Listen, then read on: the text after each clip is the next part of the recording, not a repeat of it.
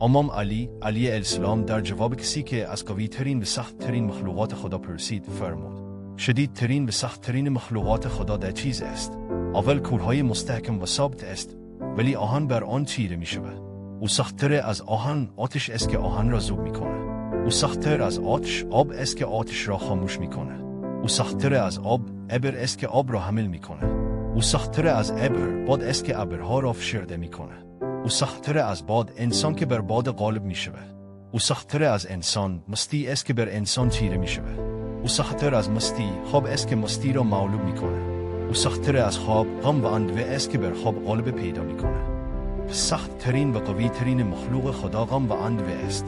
غم‌های دنیایی نه تنها هیچ تأثیر مثبتی در انسان ایجاد نمی کند، بلکه باعث ایجاد ناامیدی و آزار فرد می شود. غم شدید عامل مهمی در پیری و فرسودگی است. او جسم را ذوب می کند و بیماری‌های گوناگون را در وجود انسان تزریق می کند.